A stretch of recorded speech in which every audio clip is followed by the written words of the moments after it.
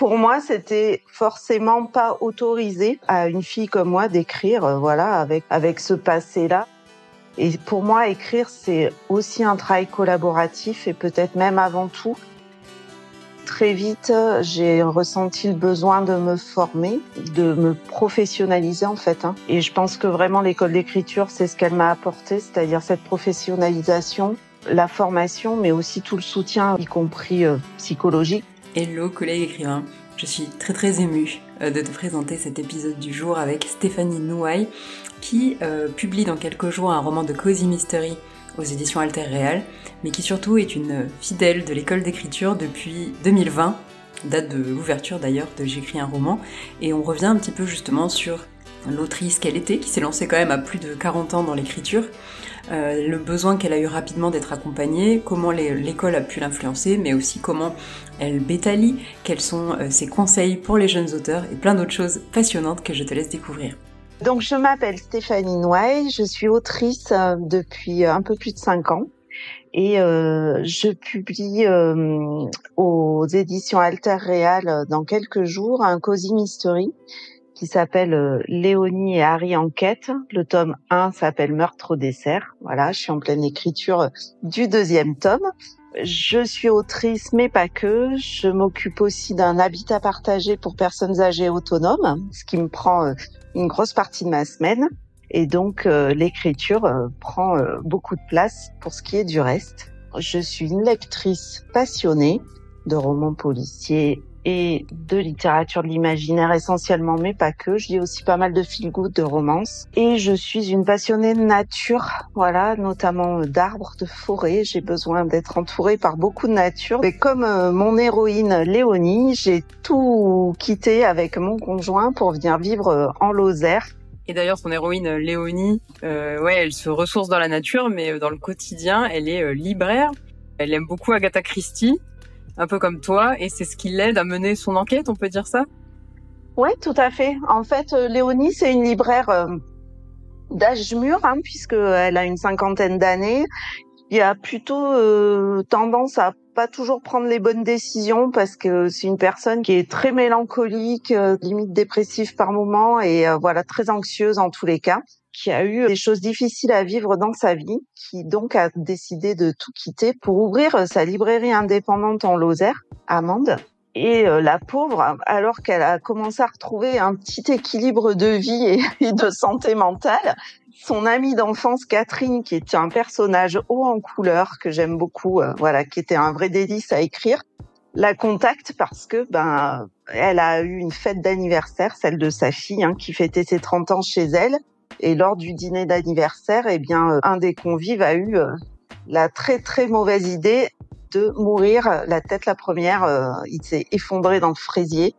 Et donc, Léonie est obligée de repartir en Gironde alors qu'elle avait quitté cet endroit pour se couper un peu de ses traumatismes passés. Donc commence une aventure dans laquelle elle va être embringuée par son amie Catherine dans une enquête complètement officieuse et qui va la mettre dans des situations assez improbables. Heureusement pour elle, elle a avec elle son petit Harry, qui est un carlin dont on suit en fait le point de vue. C'était vraiment génial à écrire aussi, ce point de vue canin à qui j'attribue des comportements tout à fait authentiques et des pensées des fois qui le sont moins, mais qui moi me faisaient bien rigoler. Voilà, c'était vraiment un petit bonheur ça à écrire. C'était un bonheur à lire aussi, de lire les passages de Harry. T'écris depuis quand ? Alors, j'écris depuis 2019, novembre 2019, très précisément. J'avais déjà 43 ans à l'époque, donc j'ai commencé très tard.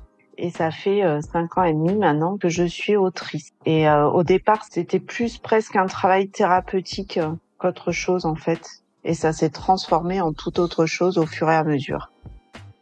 Et ça s'est transformé notamment en un roman que tu as commencé du coup en 2019 ? Et oui, absolument. En fait, les premières lignes que j'ai écrites en 2019 font partie de ce roman.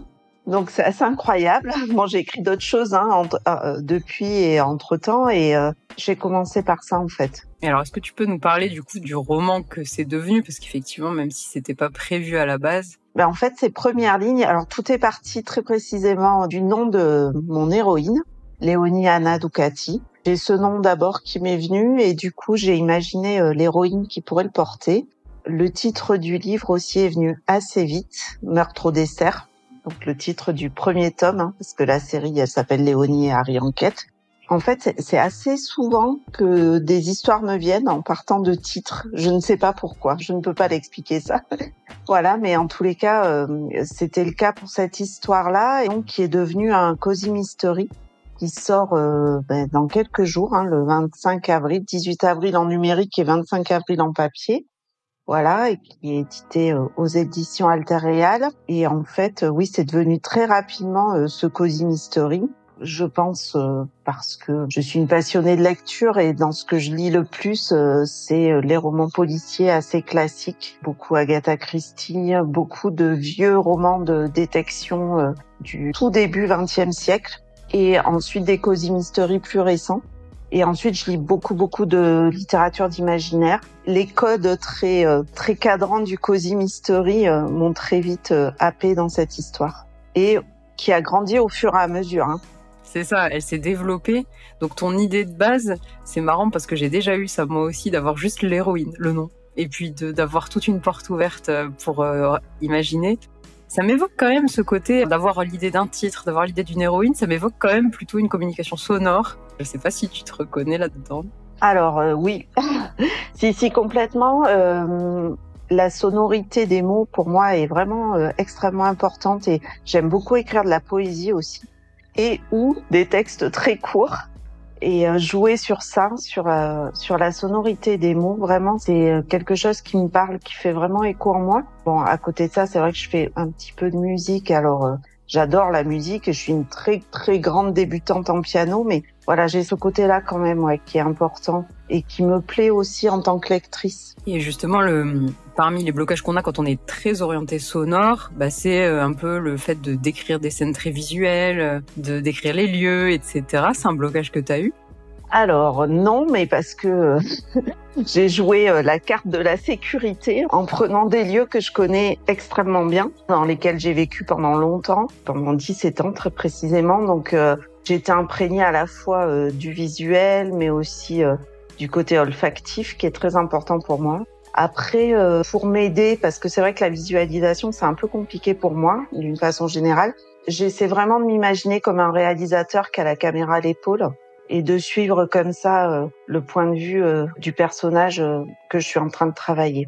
Alors, il y a ça comme blocage, il y en a peut-être d'autres que tu as rencontrés au début de ton écriture? Alors, au tout début, en fait, j'avais vraiment pas d'enjeu.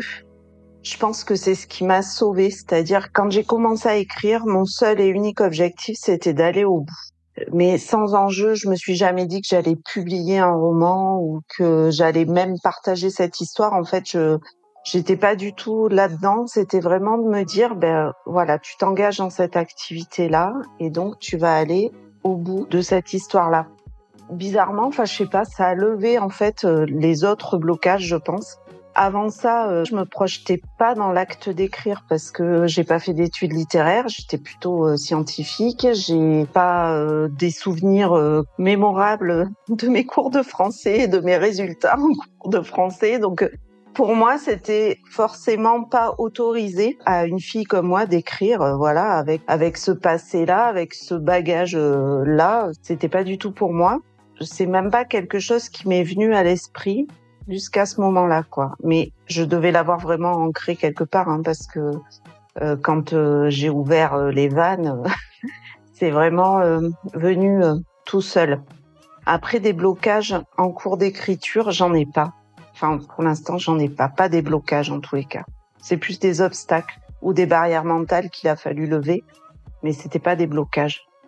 À propos de barrières mentales qu'il a fallu lever, en 2020, tu t'es dirigée vers la toute jeune école d'écriture J'écris un roman. Est-ce que tu peux nous dire un peu comment tu te sentais avant et pourquoi tu as fait ce choix?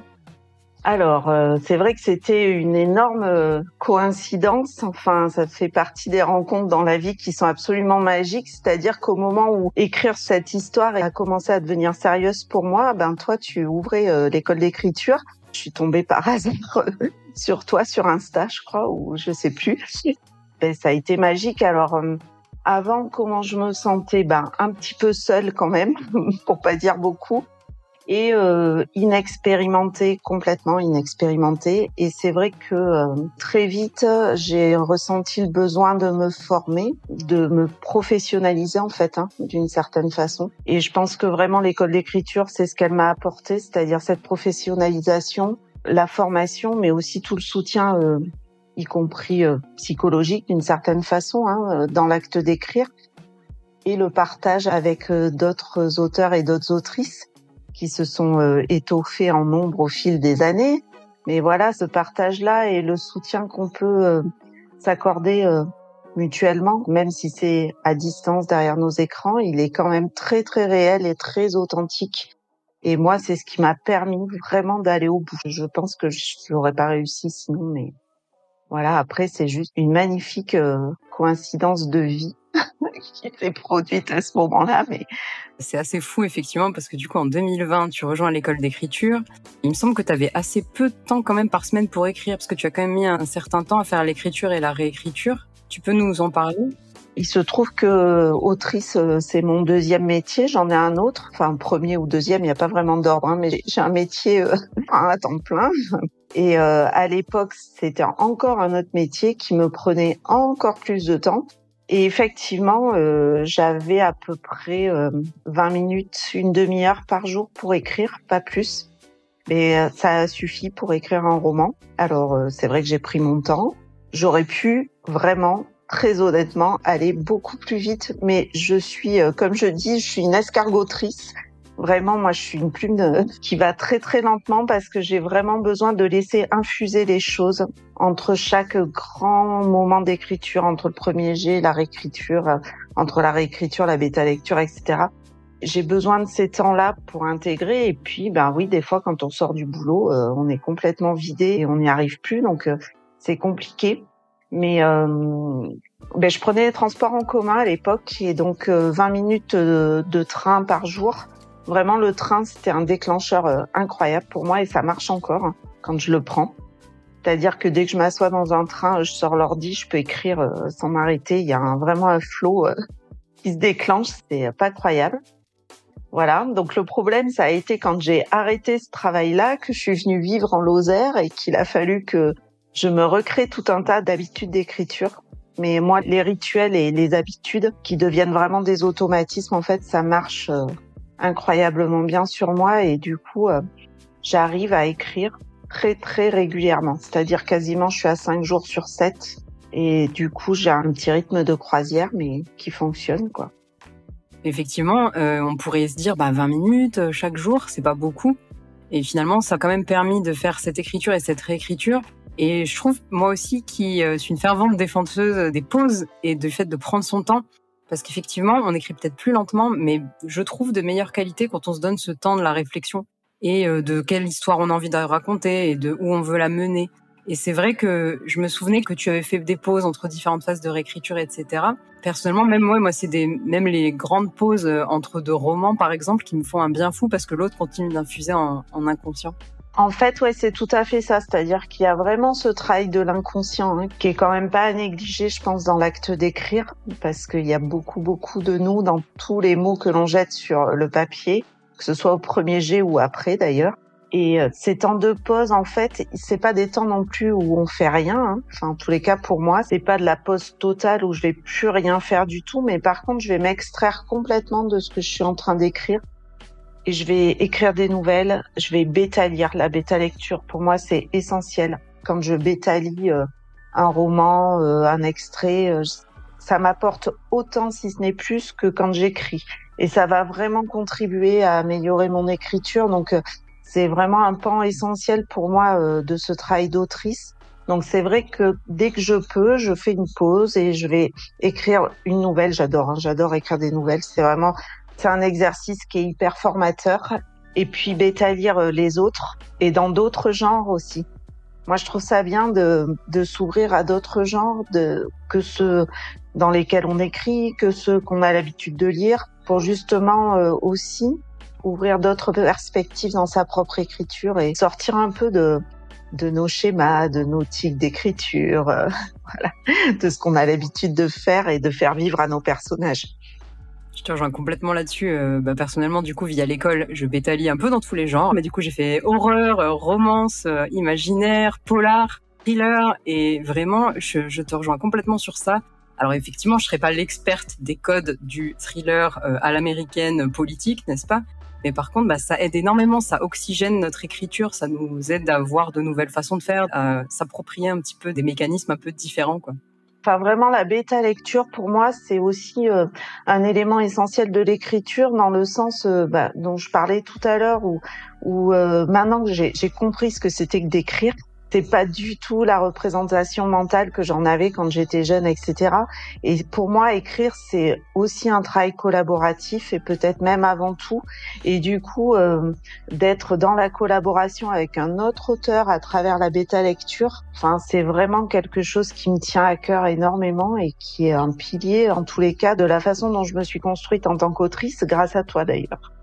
Et justement, pour le côté bêta-lecture, peut-être que tu l'as vécu comme ça, mais tu as dit tout à l'heure que c'était limite plus formateur de bêta-lire que d'écrire, je crois. Et moi, pour ma part, il est aussi bien plus formateur de bêta-lire que d'être bêta-lu, en général.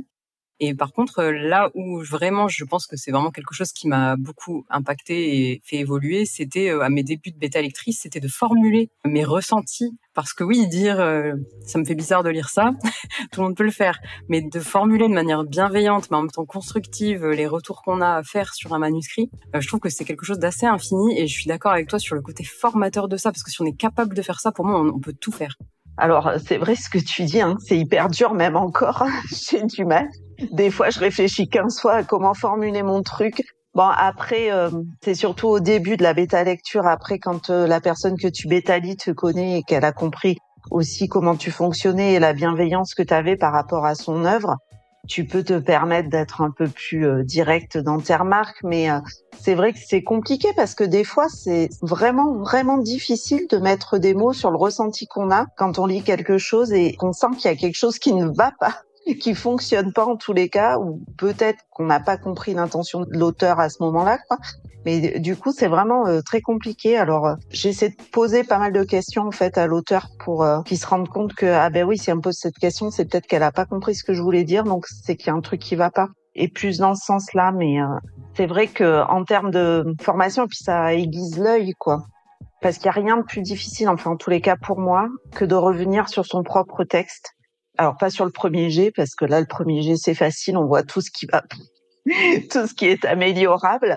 Mais après, quand on est vraiment dans un travail de relecture plus minutieux, c'est très, très, très dur de revenir sur son propre texte avec un œil vraiment lucide et objectif. Et alors, petite anecdote à ce sujet, sur mon roman qui va sortir, là, par exemple, je me suis rendu compte d'une incohérence, pas majeure, mais quand même un peu importante vers la fin du livre, au moment de la correction orthographique, c'est-à-dire vraiment la dernière barrière avant le bon à tirer, quoi.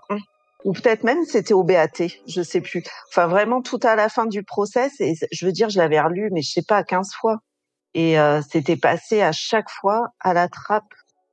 Et t'as fait une réécriture approfondie, t'as eu des bêta-lectures, etc. Mais je suis d'accord avec toi, on le voit plus, en fait, le texte, quand on le connaît bien.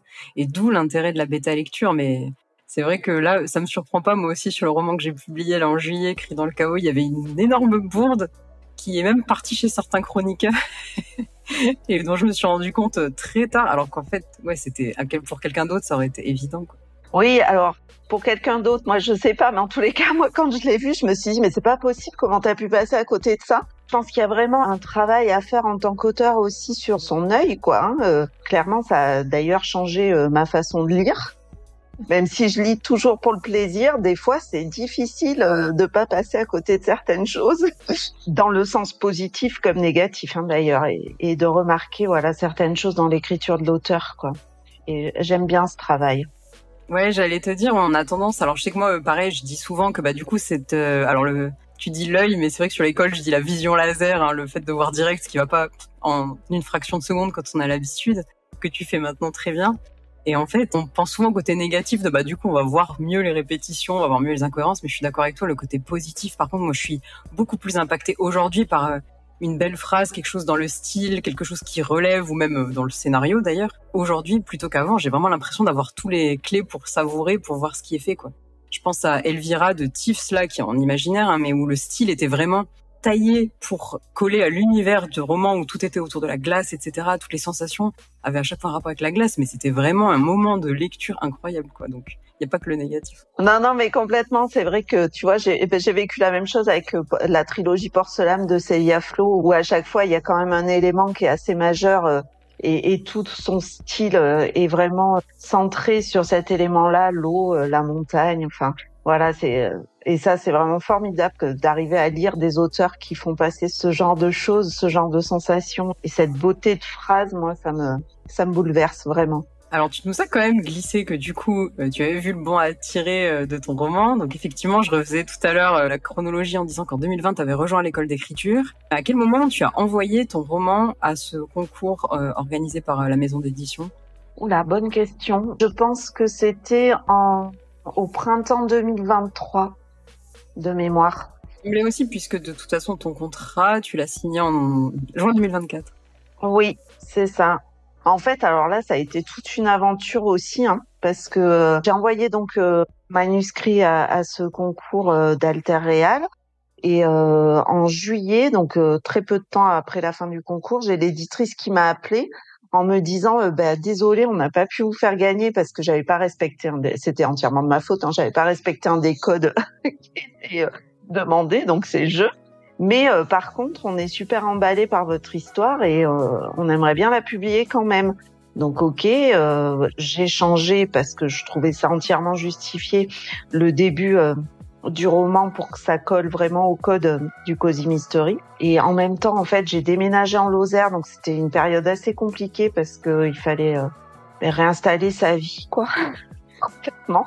Et donc c'est d'abord la vie et ensuite l'écriture, hein, parce que voilà, ça marche vraiment dans ce sens-là. Et ensuite j'ai renvoyé le manuscrit, puis j'avais plus de nouvelles, donc moi j'avais un peu oublié. Enfin, j'étais presque passée à autre chose. Et puis un jour, l'éditrice m'a rappelé en me disant désolée, je crois que j'ai oublié de vous recontacter, mais en fait vous êtes prévu dans nos sorties 2025. Et donc là, j'avoue que c'était un peu branle-bas de combat. Et puis grosse surprise et tout s'est accéléré à partir de l'été 2024. Et c'était en plein milieu du sommet du premier roman, donc j'ai quand même une petite pensée pour le fait que tu es venu nous annoncer avoir signé ton contrat en plein milieu du sommet. On était toutes les deux très émues de toute façon quand tu m'as contacté pour me dire que ça y est, c'était signé.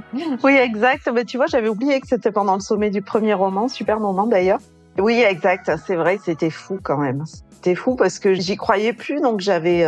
Vraiment, j'étais quasiment passée à autre chose et voilà, ça arrivait comme ça. C'était une super nouvelle. Et en fait, donc si on revient au fait que tu l'as envoyé au printemps 2023, tu disais en 2020 quand tu as rejoint l'école, il me semble que tu étais encore dans la phase de préparation ou de tout début de premier jet en fait. J'étais au tout début du premier jet, voilà, c'est ça. J'avais dû écrire 3 chapitres. J'étais vraiment partie en mode jardinière, qui est pas du tout quelque chose qui me correspond, hein, parce que moi j'ai besoin que tout soit super organisé, planifié. En plus, quand on écrit une énigme, sans plaisanter, c'est quand même très important, voilà, pour la révélation des indices, les fausses pistes, etc. Enfin, moi j'ai vraiment besoin d'avoir quelque chose de très cadré. Effectivement, j'avais pas de plan, j'avais rien. J'étais au tout début de la préparation et donc c'est là où j'ai vraiment pris les choses en main et où j'ai commencé à organiser mon écriture. Et du coup, ça a contribué à en faire quelque chose de sérieux aussi. Je pense aussi qu'effectivement, quand on découvre la méthode de préparation qui nous va, d'un coup, entre guillemets, on n'a plus cette excuse-là d'être mal préparé. C'est un petit peu comme l'excuse qu'on n'a pas le bon matériel pour faire quelque chose, quoi, que j'utilise fréquemment en bricolage. Mais en tout cas, pour l'écriture, c'est sûr que maintenant qu'on avait trouvé, il me semble que toi, tu avais besoin d'écrire un assez long sino. Finalement, il me semble que tu avais écrit un sino quand même assez fourni, qu'on avait regardé ensemble toutes les deux en se disant, est-ce que tout est pris? Est-ce que je me sens prête pour l'écriture? Je me souviens vraiment que tu étais soulagée après de pouvoir démarrer, quoi.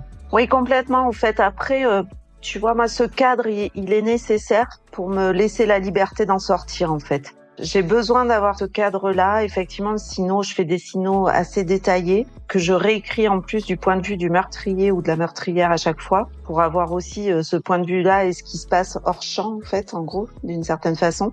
Et ce cadre-là, en fait, me permet... Alors, certains pourraient croire que ça devient du coup quelque chose de très rigide et d'immuable, mais pas du tout. C'est parce que j'ai ce cadre-là que justement, je peux prendre des libertés après. parce que à un moment donné, si je suis perdue, je reviens au cadre, quoi. Et en fait, il y a toujours des choses qui varient, hein. Je fais jamais ce que j'ai prévu au départ entièrement, mais ce travail-là préparatoire, pour moi, il est vraiment essentiel. Et pour en revenir à ce que tu disais, que ce soit dans la façon d'écrire, dans la façon d'organiser, de planifier son écriture dans la semaine ou de préparer son roman, je pense qu'on est tous effectivement très différents, même s'il y a des choses qui vont se rejoindre et des méthodes qui vont se recouper. Et je pense que quand on a appris à bien se connaître sur ce plan-là et qu'on arrive à trouver ce qui nous correspond, ça fait partie de la vie. Moi, ça fait partie de mon quotidien. C'est une routine, c'est fluide. Voilà. Alors, il y a des jours où c'est moins bien que d'autres, mais ces jours-là, j'insiste. C'est un peu, je crois, ce que te disait Ibélion dans ton dernier épisode, mais c'est tout à fait ça, en fait. Les jours où j'insiste, des fois, je me dis, mais à quoi bon, ma pauvre fille, arrête. Arrête de te torturer, c'est nul. Personne va jamais lire ce truc. Vraiment que t'es en train de faire, c'est vraiment la cata. Et en fait, à force d'insister, parce que j'ai mon petit objectif quand même que j'ai envie de remplir, tout d'un coup, je vais sortir une phrase qui est juste super, quoi, qui est pile exactement cette phrase là que je voulais ce jour-là pour cette scène-là. Et voilà. Et même si tout le reste autour est pourri, c'est pas grave parce qu'il y a la réécriture. Et ça, c'est vraiment quelque chose maintenant que j'arrive à me dire. Mais voilà, il m'a fallu du temps. Et encore, il y a des jours où c'est mieux que d'autres. Ouais, puis finalement, c'est pas si long. 3 ans. Non, c'est vrai. Et en fait, oui, je me rends pas trop compte. C'est vrai, c'est pas si long. Et puis, ça a été très progressif. Quand on signe son premier contrat aussi, on découvre le monde de l'édition qui a une temporalité qui est complètement différente de la vraie vie des vrais gens du monde réel.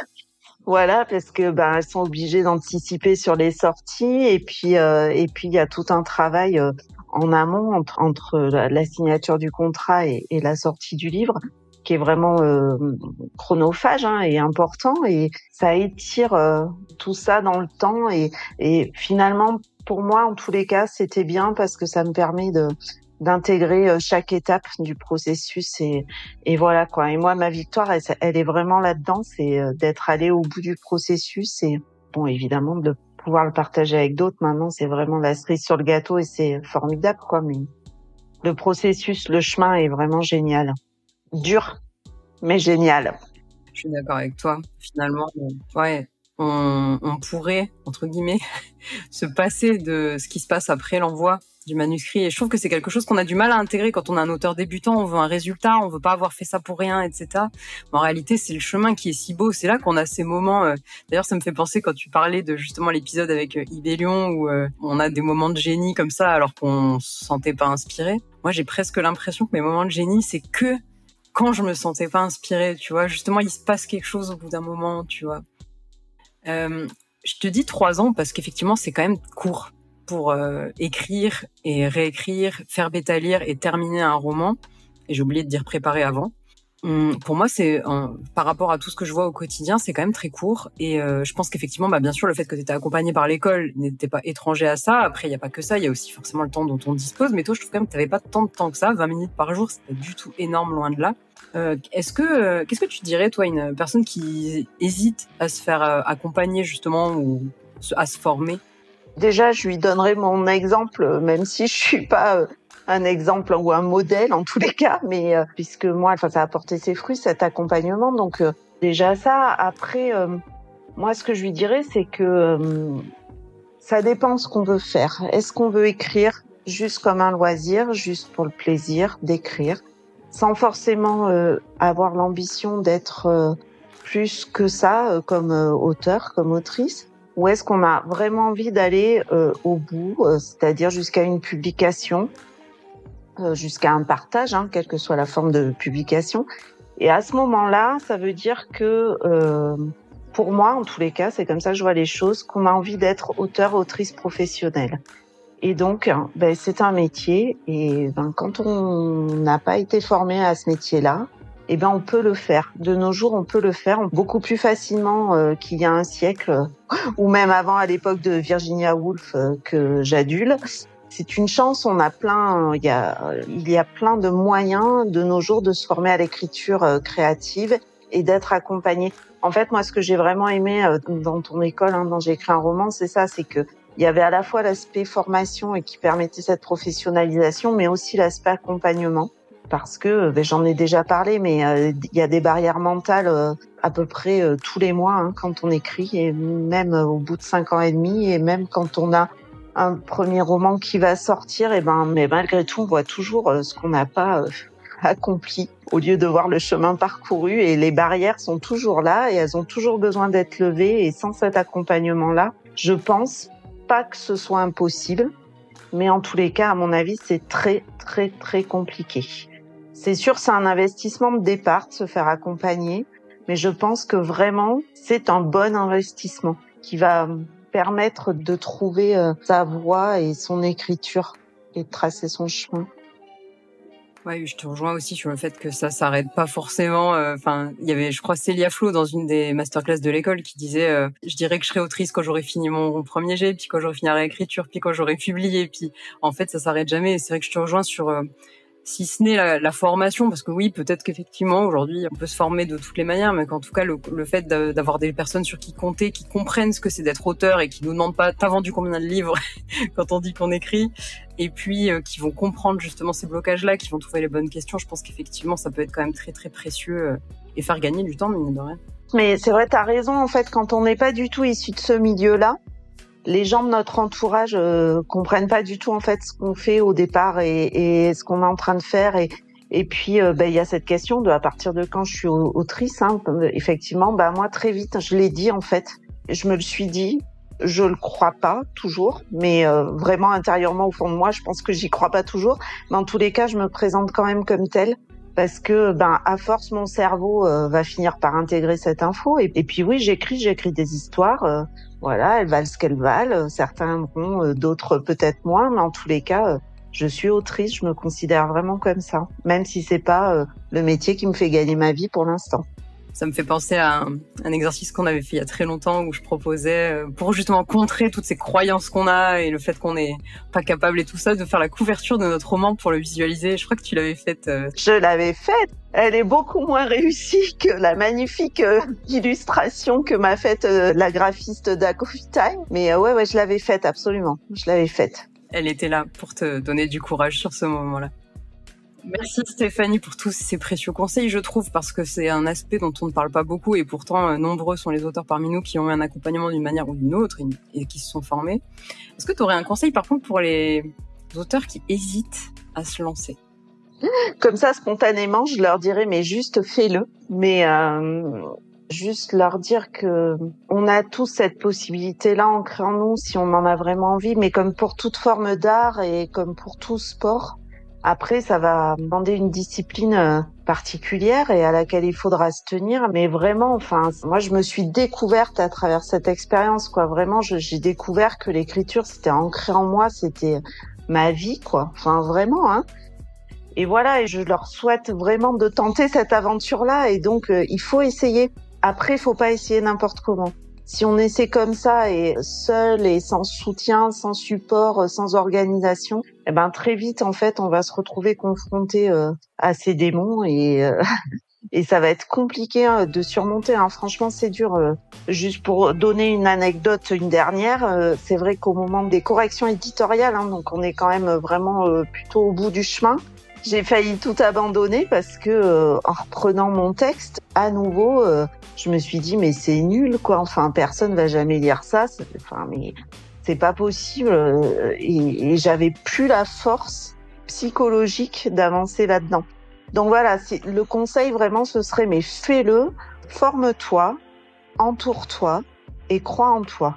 Et vraiment, il y a vraiment plein de croyances limitantes. Je sais que c'est un peu à la mode, entre guillemets, de dire ça, mais c'est vrai, quoi, sur cet art qu'est l'écriture, mais c'est peut-être vrai pour d'autres arts que je connais moins bien. Mais il y a des représentations sociétales, et parfois très patriarcales d'ailleurs, sur la littérature et sur ce que doit être, entre guillemets, un écrivain, qui sont vraiment des entraves, quoi. Et quand on arrive à s'en libérer de ces entraves-là, en fait... la liberté, ça devient une quête permanente, quotidienne, et c'est un effet boule de neige et ça marche. L'écriture m'a libérée, mais ça marche aussi pour tous les autres pans de ma vie, quoi. Donc vraiment, il faut le faire, il faut essayer.